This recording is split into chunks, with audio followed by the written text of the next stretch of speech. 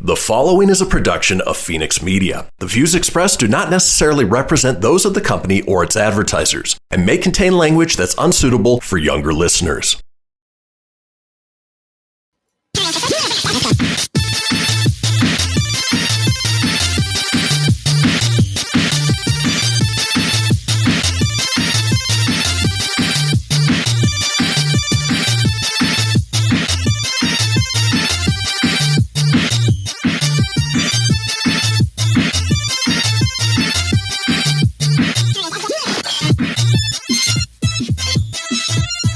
Hello, everybody, and welcome to another brand new episode of the Proton PAC podcast. I'm Kristian, and with me always is the short round to my indie. Say hey, Tone. Hey, guys. Hey, Dr. Jones, no time for love. Yeah, there's no time for love, Dr. Jones. Hey, Dr. Jones, no time for love. Yeah, we're back, man. Episode 65. 3 weeks in a row, we're giving you a new Proton PAC. It is snowing. Yes, it is. It is April. And it is still snowing here in Colorado, man. Yeah. How are you doing? Snowing for you, not for me, luckily. No, it's beautiful outside and just another reason for you to come back home. But all that being said, you know what? Let's go ahead and roll into, as we do each and every show, with our shameless plugs. It's shameless plug time! It is in these hills that Juan Valdez and his trusty goat gather coffee beans every morning. Yeah. Money is cool.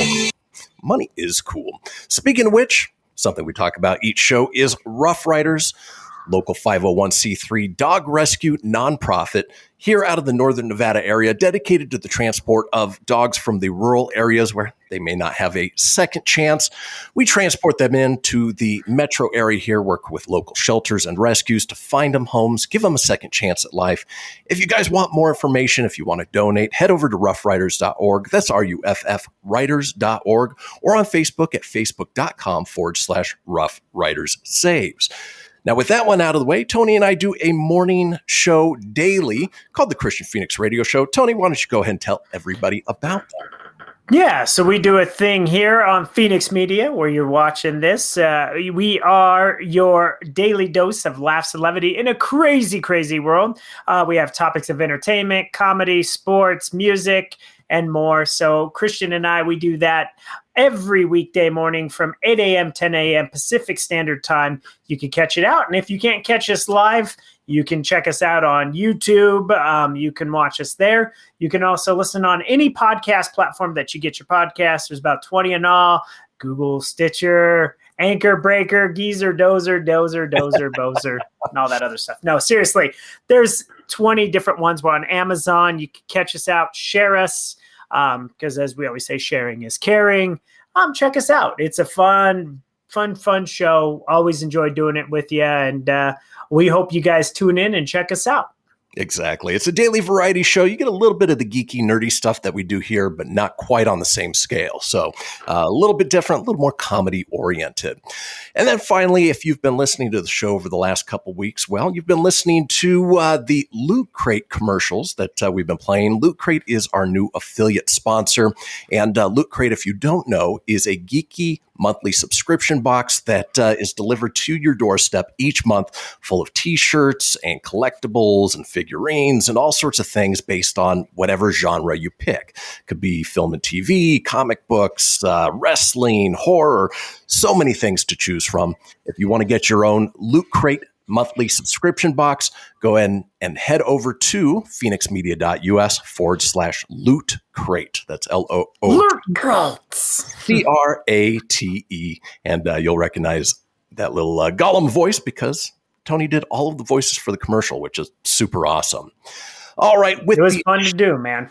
With the shameless plugs out of the way, let's roll into our discussion of, the ongoing Disney Plus series that's on right now. We're talking this one.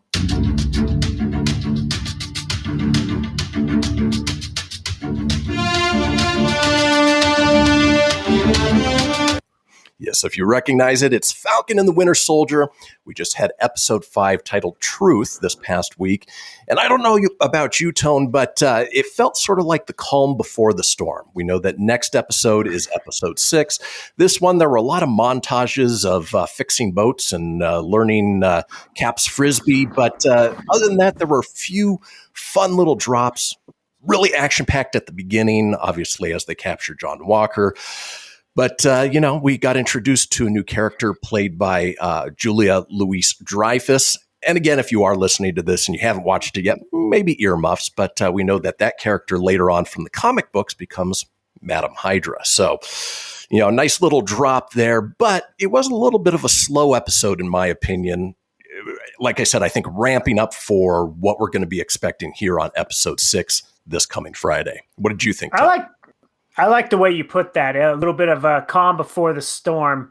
I didn't like it all that much. It was okay. Wasn't the best episode. This was probably one I would have put in episode 3 or 4, kind of as a story build. I know you kind of had to put John Walker through the ringer a bit, but I felt like it was just kind of rushed. Like, oh my God, he did that bad thing last week. And then all of a sudden we're just, that awesome fight.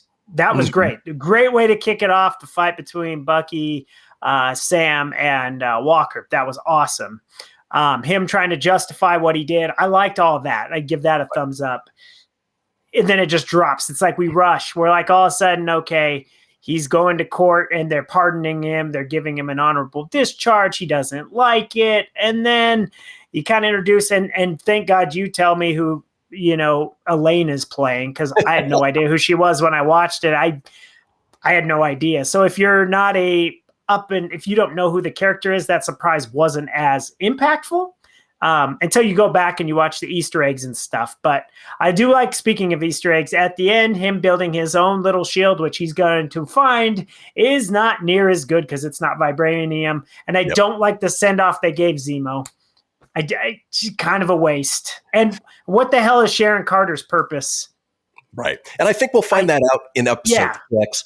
With Julia Louis-Dreyfus's cameo, I know that she was supposed to have a bigger introduction in Black Widow, in the Black Widow movie, which, time-wise obviously didn't work out. So, we sort of get her out of the blue here. But if they had released Black Widow in the first place, it wouldn't have been so jarring, but I think the finale, like you said, will be great, but this episode just kind of fell flat for me. Right. And I'm hoping that we do get a little more Zemo.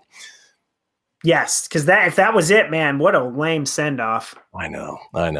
Well, folks, that does it for our discussion of the Falcon and Winter Soldier. When we come back, we're headed into TV news. Won't go anywhere. We'll be right back.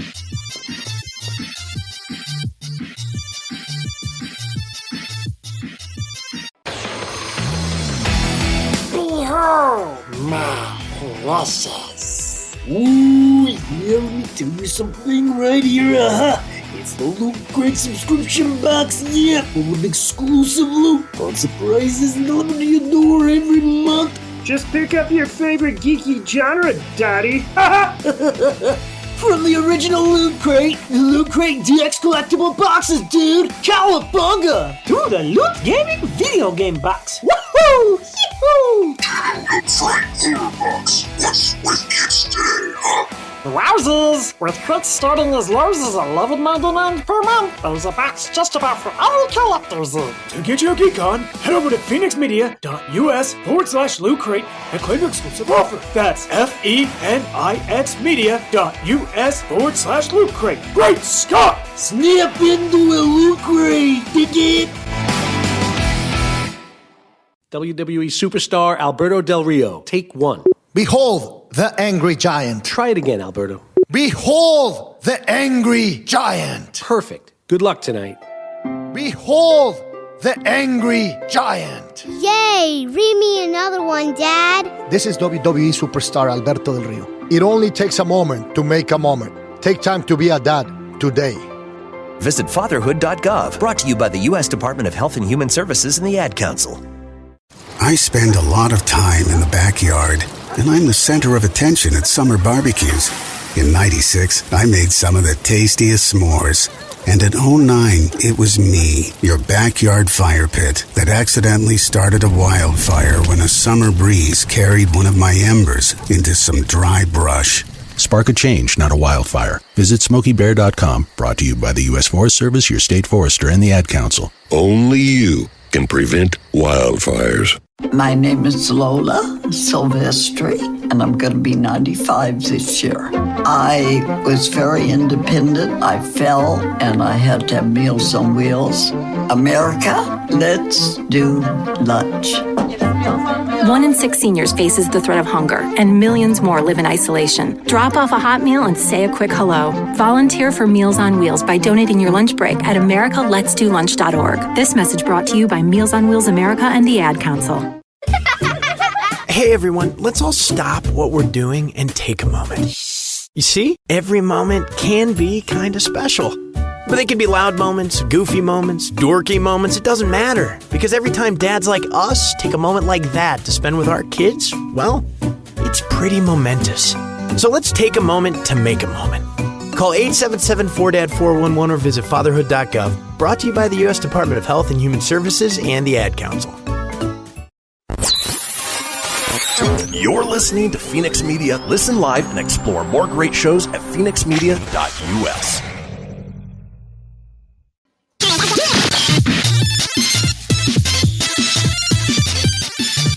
Welcome back, folks, to the Proton PAC podcast. Before the break, we finished up our discussion on Falcon and Winter Soldier, episode 5, and we are looking forward to that episode 6 coming up. And then after that, I think we're venturing into the Bad Batch, right? Bad Batch is next. That'll run us till June when we get Loki. Loki, I'm stoked about. I can't. That one looks like on par with WandaVision. Looks so. I know. Falcon Winter Soldier hasn't been a hit with all Marvel fans. I mean, you and I like it, which is great. Mm-hmm. But if this episode was like the one to bring your friends into, probably not a good one to get them jazzed about. Yeah. Well, folks, as we do each and every show, let's go ahead and kick things off with TV news. Bazinga! The cream of the crop! Hey, baby. Let's go, Bob. Excellent. Hail to the king, baby. Cowabunga. Well, folks, if you've been saving your vials of holy water for a special occasion, now might be the time to empty your inventory. If you're saying, what the hell are you talking about? Well, it's been reported by Deadline that the upcoming 10-episode 4th season of Netflix's anime series Castlevania will be its last. However, before you start...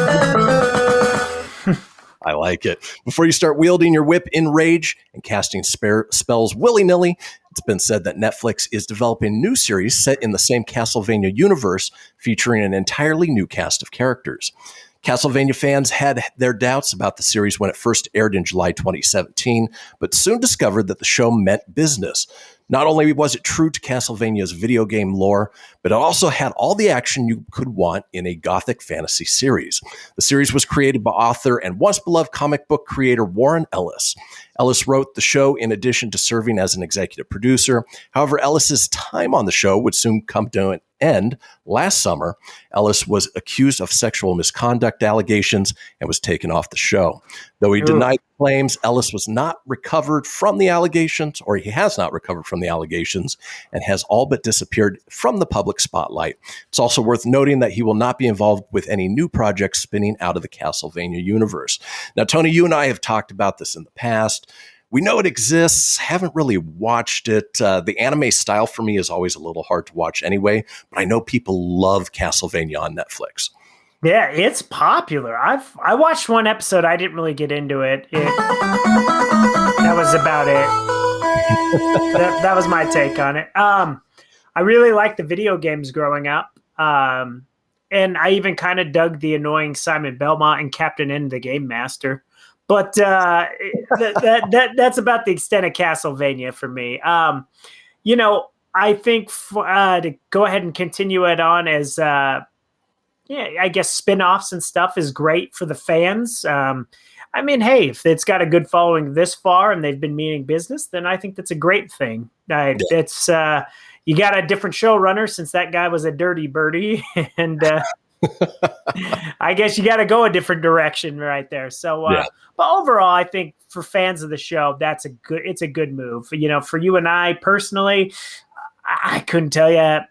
I watched the one episode and I was like, okay, it wasn't enough for me to want to sit down and watch more. So, right. Well, we know that Netflix, they're trying to keep their series to about 3 episodes. So going a full 4th episode is more than they normally do. And the fact that it's getting a spinoff, it goes even that much further. So good for them. Yeah, it's good. I mean, it's like the games. The games kind of went off to different series too. You know, it always followed a different Belmont. And then it just took a story of its own. Like it's a franchise, but there's always the basics, you know. It's like Hunt Dracula or the vampires, and there's always some different story for the hunters. So, kudos on them. They can keep it going. There you go. Yeah. And, when it comes to the Castlevania series, I'd rather spend a half hour playing the Castlevania games than probably watching the anime. That's just absolutely. They always had good music, too. That they did. So, yeah. All right. Well, let's move on from Netflix over to the CW. Dominic Purcell has had a very emotional weekend. The actor took to his Instagram in a since-deleted post to announce that he is leaving DC's Legends of Tomorrow ahead of the 6th season, and it didn't sound like things were ending on a civil note between Purcell and the CW. Purcell, who plays Mick Rory Heatwave on the show, announced on Friday that he has no interest in returning to the regular series. From there, Purcell got pretty personal about his exit, and he certainly didn't mince words. He said, "Deal isn't done. I have no interest. Whatever cash they throw on the corporate level. I'm walking away from CW Legends of Tomorrow. It's been a total pleasure and a humbling experience bringing DC Comics' iconic character Heatwave, also known as Mick Rory, to life. I smashed this character. Not an actor in the world could have done better. The studio does not care. The actor's work ethic and talent must give them the confidence to question authority. Much love to all. It's not lost on me how very fortunate I am." And now, Tone, I know you really didn't follow the CW Arrowverse shows. Legends of Tomorrow, I think I got through the first 3 seasons, and it's fun to see some of the characters on the fringes of DC being pulled into this. Dominic Purcell did a great job, and he was also part of the duo between him and Captain Cold, bringing back his co-star from Prison Break, Wentworth Miller. But Wentworth Miller exited after the first season, and so you didn't get that same sort of dynamic anymore. So, who knows what happened behind the scenes, but, hopefully Dominic Purcell recovers, and we'll see him in more geeky, nerdy things in the future. Yeah, wish him well. Did not watch Legends of Tomorrow, so I can't comment on his performance. I trust you, because I know you did watch it. On an exit, I probably would have went a different way about it. I probably wouldn't have. I would have just kept it with, I'm humble. I'm no longer going to be playing the role. Thank you, fans. Good luck. And I would have just took the high road, left it. I probably wouldn't have put the, it doesn't matter how much money they throw at me, I'm not doing it, which just means like there's some internal stuff. And I think you create bigger things sometimes that way. His fans and stuff may boycott the show, which in turn hurts the rest of the cast and stuff. If you got a personal beef, it sucks. It happens with every aspect of life and jobs, but it's better to keep that stuff behind the scenes and not out in the open. It's not something people need to know about, just you want to go and just say, we have creative differences. I'm going to go a different way. I wish them well. That's more than adequate. That's fine. You're not putting anything down. You're just creative differences. They happen. You have a different vision for the character and where you want it to go, and they have a vision where they want it to go. And ultimately, it's their show. They're going to dictate where it goes. And if you don't want to get on board, you go a different way. That's just my take on it for not knowing much about it. So yeah, no, it's a great take. And then, it's one of those things that, unless there is something that the public truly needs to know about that interaction between him and the studio, keep it to yourself. Just let people know I've loved the character. I've loved being this character for all the fans all these years. Thank you for a great time. I'm moving on. That's it. Yeah. Simple. All right. Well, speaking of moving on, here is the biggest rumor to come out of pretty much everything recently that I am super excited about. And I know you will be too, Tone, if you haven't already read this. Hey, bub. why don't you grab yourself a six-pack and do some stretches before engaging in a fastball special, because Marvel's Wolverine is rumored to be headed to Disney+. Now, don't go popping your claws just yet. In fact, you're going to want Krakoa to manifest a big mound of salt for this one. Little reference to the comic books there. According to that hashtag show's exclusive report, Marvel is in early development on an anthology-style Wolverine series for Disney+. You're already skeptical. We can feel it. And as you should be, because these types of stories rarely pan out. However, let's assume for a moment that this rumor is legit and see what the story is. Today's report says that each season of Wolverine will focus on a particular story within Wolverine's mythos. Think American Horror Story or lore, but with an immortal Canadian badass with a height complex. I like that. In that hashtag show's report, Nick Santos says that sources close to the project have expressed how difficult it's been to bring the X-Men into the MCU. This is why they're opting to introduce one of the team's flagship characters, Wolverine, before allowing the team to run wild in the MCU. Again, this is all one big rumor at this stage of the game, so be sure to temper your expectations. Be that as it may, Marvel could go on. Boy, words are hard. Marvel could go many ways with Wolverine, seeing as he's such a rich character both in personality and story. There's Weapon X Wolverine, Ronin Wolverine, Xavier Institute Wolverine, Angry Drunk Wanderer Wolverine. The list goes on. Based on the rumors, Tone, what's your take? Let's go, bub. Oh, man. When I read that this morning, I was excited. I think got me thinking. That's almost probably one of the best ways. I think you slowly start to introduce mutants into the MCU. Mm-hmm. And then eventually, they're going to need the X-Men movie where they unite. But it wouldn't be a bad idea to slowly introduce characters in their own way and how they get in there. Maybe tie in an MCU character here and there. They had the perfect opportunity with Quicksilver and WandaVision, and they pissed that one away.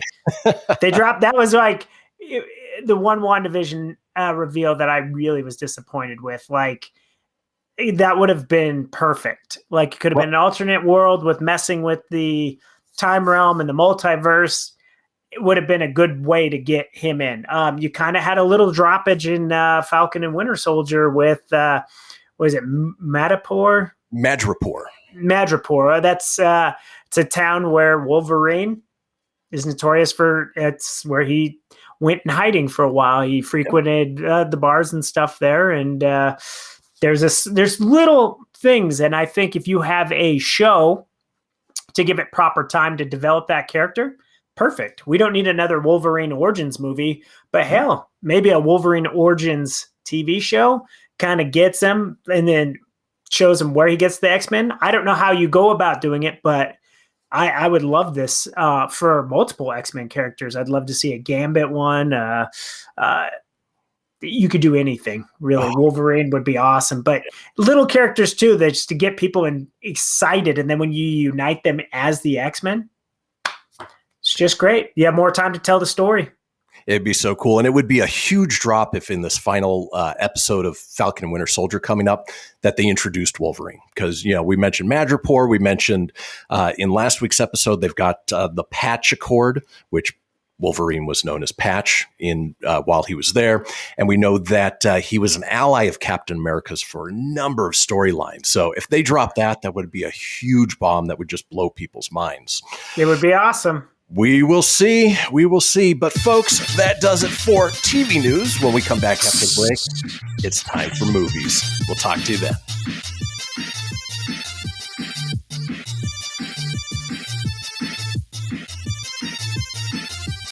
This is Mario Andretti.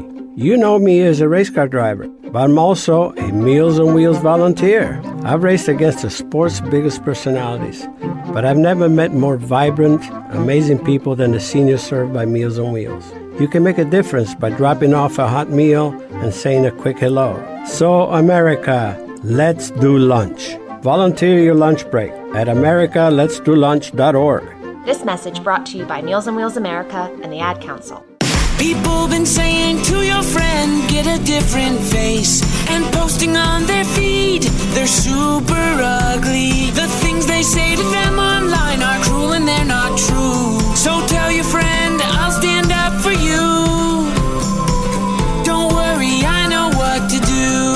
someone being bullied online? You can be a witness and make a difference by letting the world know it isn't cool and by letting your friend know you care. Learn more at eyewitnessbullying.org. Brought to you by the Ad Council. Hope you enjoyed your meal. And I just want to say, he's lucky to have a brother like you. Lucky? Caring for my brother is far from easy.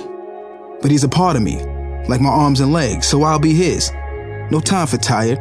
Nothing can disable this love. He needs me, but I'm the lucky one, even though I need help now and then. If you're caring for a loved one, visit aarp.org/caregiving for care guides and community. Support for your strength. Brought to you by AARP and the Ad Council.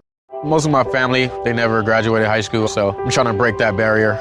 My daughter, Brooklyn, was also a motivation for me to go back to school. Every day after work, went straight to school, and it paid off. At age 26, Kareem finished his high school diploma. I could not have done it alone. I see the future is really bright for me. No one gets a diploma alone. If you're thinking of finishing your high school diploma, you have help. Find free adult education classes near you at finishyourdiploma.org. Brought to you by the Dollar General Literacy Foundation and the Ad Council. So I'm a cat, and I just moved in with this new human, and she's got this little toy she's always playing with, all day long. Tap, tap, tap, tap, bloop, bloop. She can't put it down. There it is. Oh, and get this. She even talks to it. Last week, she asked it for Chinese, and guess what? Egg rolls showed up. Like magic. Humans have cool toys. A person is the best thing to happen to a shelter pet. Be that person. Adopt. Brought to you by the Ad Council and the ShelterPetProject.org. What if I told you that a tornado was going to happen tomorrow, right where you live?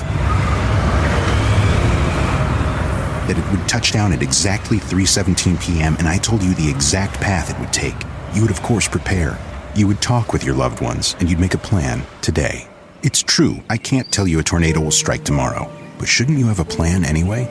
Go to ready.gov/communicate and make your emergency plan today. Don't wait. Communicate. Brought to you by FEMA and the Ad Council. You're listening to Phoenix Media. Listen live and explore more great shows at phoenixmedia.us.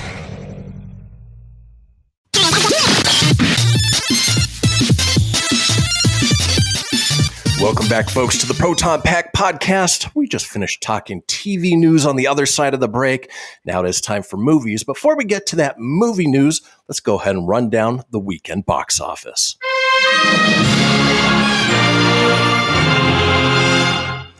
Well, it's no surprise that remaining at number one at the top of the box office is Godzilla vs. Kong with another $7.7 million. Ooh. Making lots and lots of money, has a domestic total of $80.5 million. The worldwide total right now is estimated at $390.2 million, well making back its money. And of course, it's no sign of stopping, maybe until next weekend where we get Mortal Kombat, though. Yeah, but another WB movie. I was going to do the ka-ching soundbite, but I didn't have it, so I just give you the ding-ding. That's all I had for you. But and it's a good. I did go see it. Yeah. What did you think? I enjoyed it. There's your ka-ching button. Ka-ching. It was enjoyable, man. I like the story. I mean, it's a good thing I watched King of Monsters and Skull Island before, because I did understand some of the character stuff. Some I didn't, but that's okay. You know, the only qualm I would say in the movie that I didn't like was the Transformer Mechazilla. That was it. It was a little too Transformer-y for me, but otherwise, pretty damn good movie. Yeah, the action sequences were fun. You know, you don't go in expecting Oscar performances. You go in expecting a big budget action popcorn flick, which is exactly what it was. Yeah, you can't get wrapped into thinking like, hey, they're destroying cities. They're all bad guys. Exactly. Yeah. Second place this weekend was the R-rated thriller Nobody, starring Bob Odenkirk with the John Wick style action. Brought in another $2.5 million, bringing its worldwide total to $34.5. Not huge numbers, but enough to make its money back. That's still good. Still good right there. Exactly. Still in third place was the supernatural thriller The Unholy, starring Negan at $2.06 million, bringing its domestic total to $9.56 All right. $6 million. In fourth place, Ryan the Last Dragon. Another $1.9 million. but it's not hurting at the box office. Has a little over 100 million worldwide, and of course, we have no idea what Premier Access brought in for it. So, I would imagine it's quite a bit. Yeah, exactly. Fifth place, hanging in there strong, is the movie that you and I both love, Tone, Tom and Jerry. Yep, we speak high about it. Yeah. It's the movie you and I will both never see, but I got to give it respect, man. I got to give it the props. I say it every week. I can't crap on that movie. It was kind of the one to kickstart the box office. So doing well. It's doing well. Respect. Well, it brought another 1.09 million, bringing its domestic total to 42.5, worldwide total to 105.3 million. So the respect has to be there. Yeah, it's whether we like it or not, I mean, it's doing good. So good for it. But I'm sure the movie itself is. Well, and rounding out the top 10 is Voyagers with a $790,000 over the weekend. The Girl Who Believes in Miracles, $561,000. In the Earth with $506,000. Not familiar with what that one is. The Courier with Benedict Cumberbatch at $462,000, and The Croods hanging in there. A New Age with $310,000. Damn. It's doing pretty well, but as I mentioned, Mortal Kombat is coming out this weekend. I expect it to be number one, and it's already brought in $19.2 million internationally, even though it hasn't been released here yet. That's good. I'm looking forward to it, and I can't wait to see what new trailers it has. That was one thing I really missed. Like, I see the trailers online and stuff, but being in the theater again yesterday was great to see the trailers. Yep. And there was even movies you haven't heard of, but there was also the other ones. It felt good to be again like, that gave away everything, or oof, yeah, this looks bad, or I forgot about this. This looks good. Yeah, one of my favorite parts of the movie-going experience is just seeing the trailers and figuring out, what you're going to see down the road. But definitely nice to be back in the Heights, right? Or Washington Heights. Oh, that's that. Oh, man, I'm so excited for that. Well, folks, that does it for the box office report. With that being said, let's roll into the movie news. And here we go. Are you the keymaster? Wrap it up, fuzzball. We came, we saw, we kicked its ass. This baby hits 88 miles per hour. You're gonna see some serious shit. Yeah. Great Scott, Marty. Serious shit. Well, this first article in movie news I sent over to Tony. He hadn't seen it yet, and he had about pretty much the same expression that I did when I saw it. But Vin Diesel has been lined up to star in and produce a live-action movie version of the tabletop boxing game Rock'em Sock'em Robots at Universal Pictures. What in the actual ass? Right? Yeah. Mattel Films is also behind the project, with writer Ryan Engel as who's tasked with screenwriting duties. The film version will follow a father and son who form an unlikely bond with an advanced war machine. Given the fact that the game Rock'em Sock'em Robots doesn't have a backstory to speak of, we're assuming that a lot of liberties will be taken to bring this game to life. Mattel has been in the works on many live-action adaptations of their games and toy IPs. Mattel Films is also behind the Barbie movie, Barney, Hot Wheels, and Magic 8 Ball. Mattel is also already working with Universal Pictures on a feature version of the 90s series Wishbone. Needless to say, Mattel is wasting no time bringing some of their more popular IPs to the big screen. There's a lot of liberties that they can take with this tone, but what was the Hugh Jackman movie where it was essentially Rock'em Sock'em Robots? Oh, that was, dang it. I'm going to cheat and look on Real Steel. Real Steel. You beat me. Yeah. That was pretty much it. Yeah. I don't know, man. I guess if you come up with a good script, maybe. Yeah, on paper, it sounds freaking terrible. Yeah. Sounds awful. And, it's Universal, it's Vin Diesel. It's going to be over the top like the Fast and the Furious movies. Yeah. Can they make it entertaining? We'll see. Yeah, who knows? Yeah.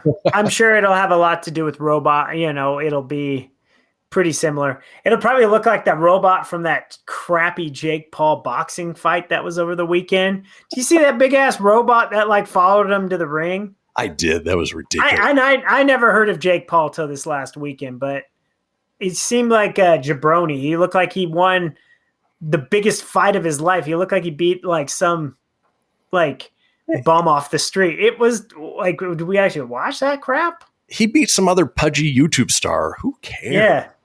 Yeah. There was a Rock'em Sock'em Robot. I bet that movie will probably be better than that fight. Yeah. Well, let's move on from Rock'em Sock'em Robots to a guy who kicks ass.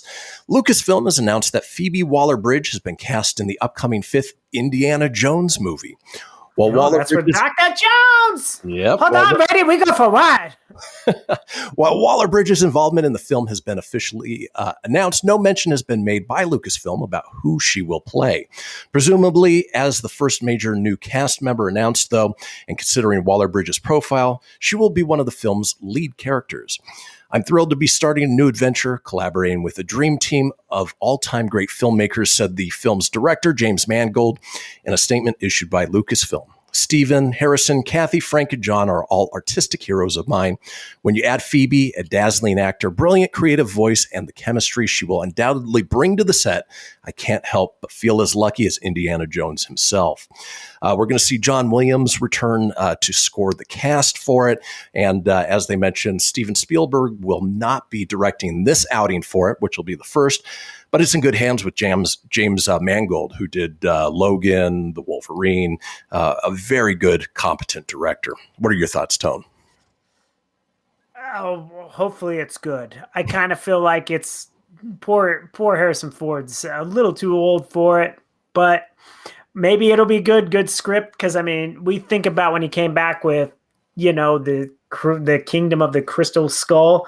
It was not that great, And that was probably, 10, 15 years ago at this point now when that one came out? Yeah, it's been a while. I could be wrong.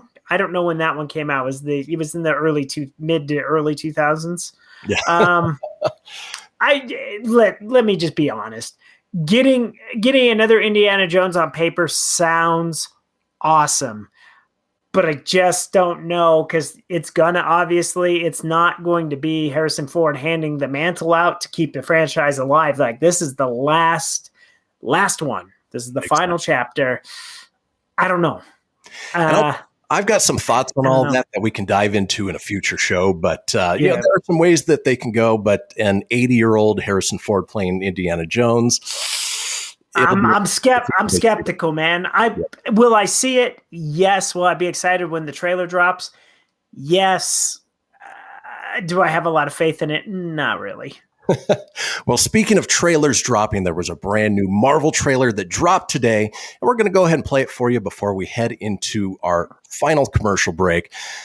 It's something we've been waiting on, something we've been waiting to see for a while, and it is the brand new trailer for Shang-Chi and the Legend of the Ten Rings. Here we go.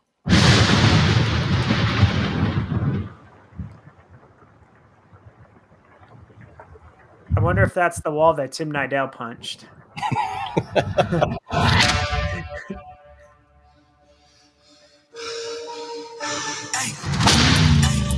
I gave you 10 years to live your life. You see me rise. And where did that get you?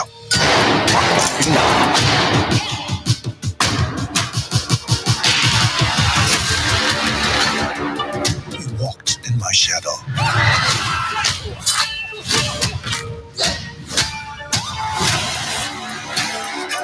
I trained you.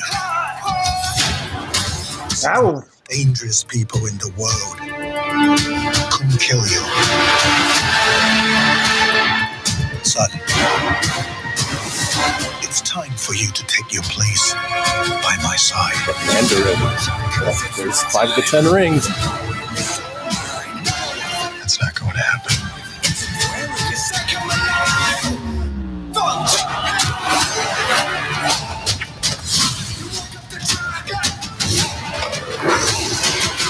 You can't outrun who you really are.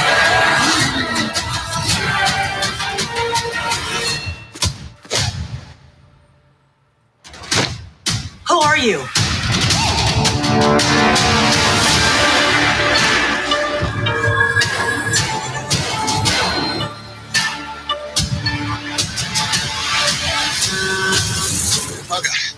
Hold on, everybody!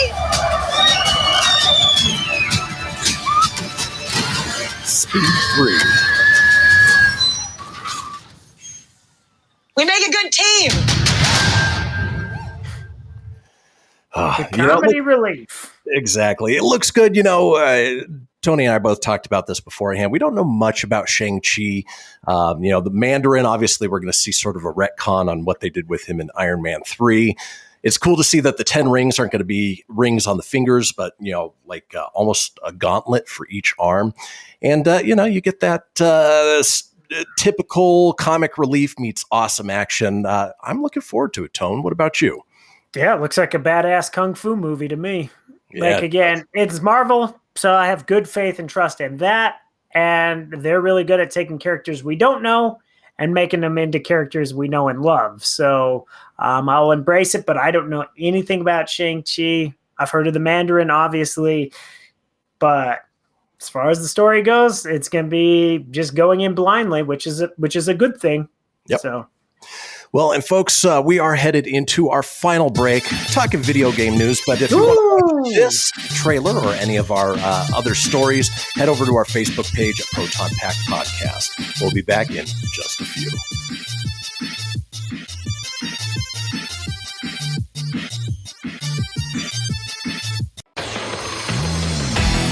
Behold my precious. Ooh, yeah, let me tell you something right here. It's the Loot Crate subscription box, yeah, full of exclusive loot, fun surprises delivered to your door every month. Just pick up your favorite geeky genre, Daddy. From the original Loot Crate, the Loot Crate DX collectible boxes, dude! Cowabunga! To the Loot Gaming video game box. Woohoo! Yee-hoo!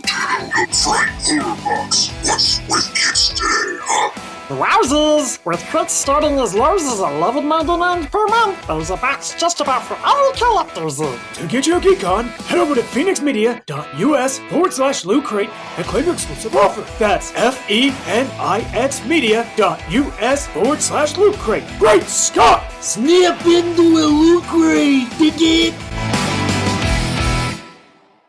Welcome to Calvin's Barbershop. You all gotta see this. I don't even want to know what you're looking at on that phone. Well, you should. I was learning about the dangers of high blood pressure and that we need to get ours checked regularly. High blood pressure can increase the risk of heart attack or stroke, but this text program can help keep it at a healthy range. Just text Barbershop to 97779 to sign up. I'll get right on it as soon as I'm done with this baby panda video. Text Barbershop to 97779. A message from the American Heart Association and the Ad Council. Allison is perfect. I mean, she'd never tell you that. She's humble and perfect. She likes everyone. She even likes her untidy roommate's weird guinea pig. Allison, wait, are you texting and driving? Allison, no. That's the exact opposite of what I was just saying about you. Why, Allison? Why? Texting and driving makes good people look bad. Visit StopTextStopRex.org. Brought to you by the National Highway Traffic Safety Administration and the Ad Council. I'm Paul George of the Indiana Pacers. When I was 6, my days were spent playing basketball. When I was 6, my dream was to make it to the NBA. When I was 6, my mom had a stroke. So I want you to learn to spot a stroke fast. F-A-S-T. F, face drooping. A, arm weakness. S, speech difficulty. T, time to call 911. I'm Paul George. Spot a stroke fast. Visit strokeassociation.org. Brought to you by the American Stroke Association and the Ad Council. My name is Lola Silvestri, and I'm going to be 95 this year. I was very independent. I fell, and I had to have Meals on Wheels. America, let's do lunch. 1 in 6 seniors faces the threat of hunger, and millions more live in isolation. Drop off a hot meal and say a quick hello. Volunteer for Meals on Wheels by donating your lunch break at americaletsdolunch.org. This message brought to you by Meals on Wheels America and the Ad Council. You're listening to Fenix Media. Listen live and explore more great shows at phoenixmedia.us.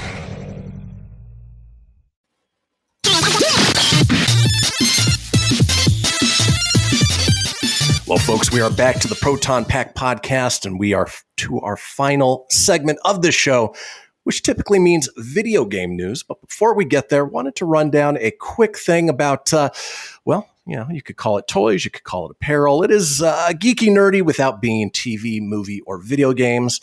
Well, with Earth Day just around the corner to celebrate, Loot Crate announced its limited edition Captain Planet Capsule Collection. The collection captures both 1990s nostalgia and environmentalism, with 10% of the profits going to support the Captain Planet Foundation. And for every complete collection sold, Loot Crate will plant a tree. Each shirt costs $25 and can be purchased direct from Loot Crate's site. According to Loot Crate, the shirts are made of an eco-friendly material and contain 70% recycled materials. Captain Planet, for those either too young or too old to remember, was a superhero summoned by the collective powers of 5 kids in order to stave off threats like pollution. Each kid was a holder. was just fun. I think they're one-offs. There you go. Bearing an element of Captain Planet's powers, as you've been hearing from Tone: earth, wind, water, fire, and the worst of them all. Heart!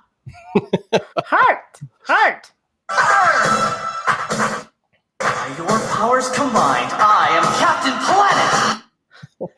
And folks, if it is something that you want to pick up, go ahead and do it through us at Fenix Media. Go to phoenixmedia.us/loot crate and help us out a little bit. And it helps with our show. It helps them out. And you can get your Loot Crate monthly subscription boxes while you're there as well. And it also helps the... It does help the Earth. Give it a little... But don't burn it with that. The power is yours. I don't think it says that, but having too much fun there, Tone. Yeah, that one's fun. All right. With that being said, let's roll into our final bit of news. Yes, we're talking video games. Hey, man, you want to play some video games?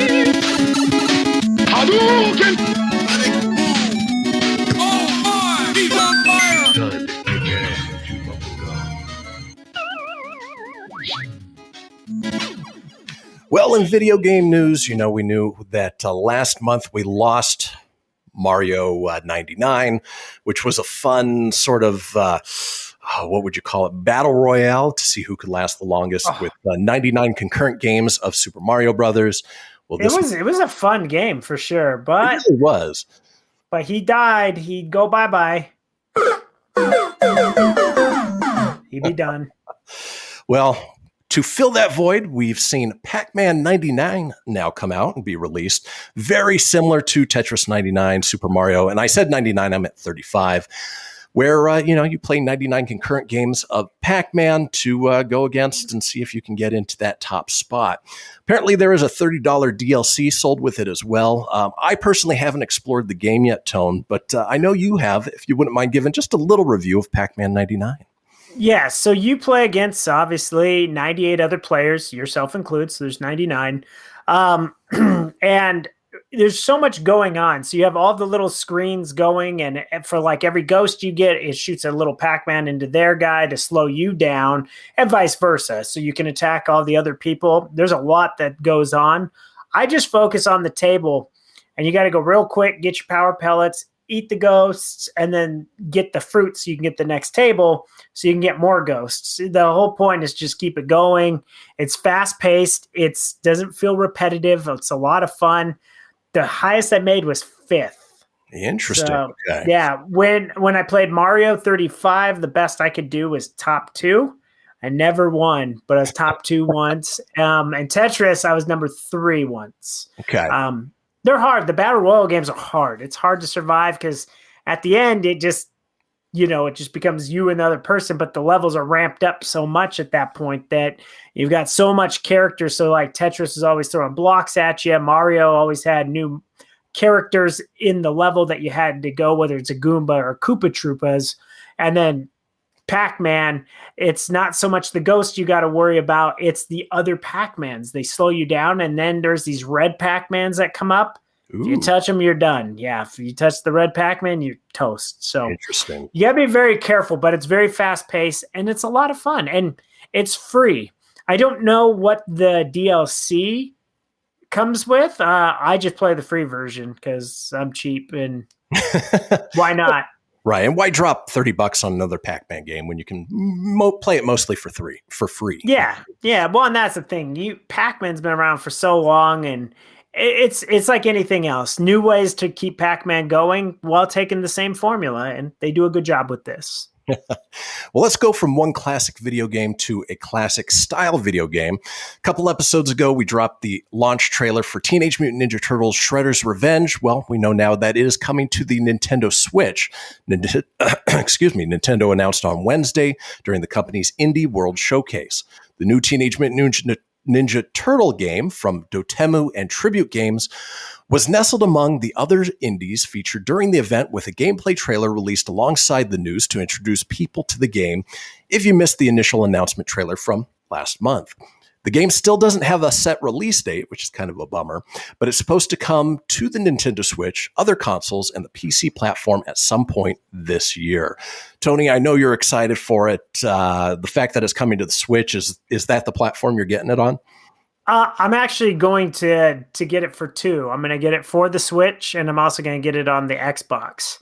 Reason why I'll get it for the Xbox, for the achievements and all that stuff, and but the reason why I get it for the Nintendo Switch is to play it with you, my uncle, that have Switches and stuff. And on the go. Yeah, the main reason why I get it on the Xbox, though, is I think the online will be a little better to play with other people versus Nintendo. But I will get it for both. I'll support Dotemu and Tribute Games. They're small, like, indie developers. Real cool story I read about them earlier was they were both in the market to make a Ninja Turtle game. Nickelodeon had already said, hey, Tribute's already kind of on board. And they're like, what if we just put it together? And turns out they're fans in the show. They were really inspired by Turtles in Time. That was one of their favorite arcade games. They love the original arcade game. So hell yes, this is one I have no problem getting on multiple systems. Which would be very cool. No word on what the price point's going to be either, but I'd assume $20 to $30. I'd imagine it'd be a $29.99 game, and I'd be okay paying that. It'd be one of those games that I have no doubt, based off the looks and feel, that it's going to be a fun game. I absolutely agree. Now, speaking of fun, and moving on to our last story of the show, Comcam. Wow, it is late in the day. Capcom just released a whole slew of Resident Evil information with the Resident Evil Showcase, and not only gave us a new look at the upcoming Resident Evil Village and shared that a new demo is on the way, but it also officially revealed that Resident Evil 4 VR will soon make its way to Oculus Quest 2. Now, Resident Evil 4 in VR, I can only imagine how creepy that's going to be. I mean, between the sound, the jump scares, that'll be so much fun. Resident Evil Village looks amazing. I don't know if you've seen the latest story trailer, Tone. Looks beautiful. It takes a departure away from what we know the Resident Evil series to be. And it's going to be awesome. And then we know that Resident Evil Mercenaries returns in Resident Evil Village, which that was part of Resident Evil 3. It's a time trial mode that, basically is just another thing to bring more value to the game itself. When it comes out, Tone, are you getting Resident Evil Village? No, not right away. I'll wait. As you should with most Capcom games. They all go on sale, and then you get them at a discount. If you're a big fan, I would recommend it. I just bought Mortal Kombat, Resident Evil 4, 5, and 6 for the Xbox. It was on sale for $15. So $5 a game. I mean, you couldn't beat, but holy crap. Resident Evil 4, terrible. Controls are awful. Oh, really? So bad, man. Not what I remember them being. I know you can go to the menus and change it, but God, it just reminds me of the old PlayStation Tomb Raider game. And I'm just like, the game was great, but the controls are so bad. And I constantly die that I'm just like, I'll never fucking play this game again. I totally just F-bombed. That's all right. Well, there's one, but but go back and bleep that one out. But the Resident Evil games, though, they get better and better. And I can tell you 5 and 6, though, they play much better, and those were way more enjoyable. But 4, woof. Not so Oculus, no, not a good choice. I would have put a different Resident Evil game for Oculus. All right. Well, if you're a fan of the Oculus and you do play the game, let us know on our Facebook page at facebook.com/Proton Pack Podcast. That's where you can get everything Proton Pack, or head over to phenixmedia.us. Fenix. It's late in the day. It Proton Pack. phenixmedia.us/Proton Pack. That's all I got, Tone. Anything you want to leave our listeners with?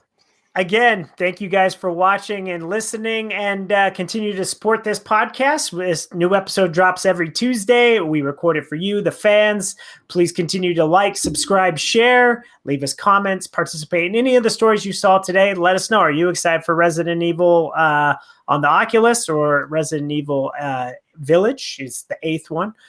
Let us know. We'd like to know. How about Ninja Turtles? Whatever we talked about, please let us know. And also check us out weekdays on the Phoenix radio show, and follow along, and let us know what you want to hear. Other than that, thank you for the love and support, and peace.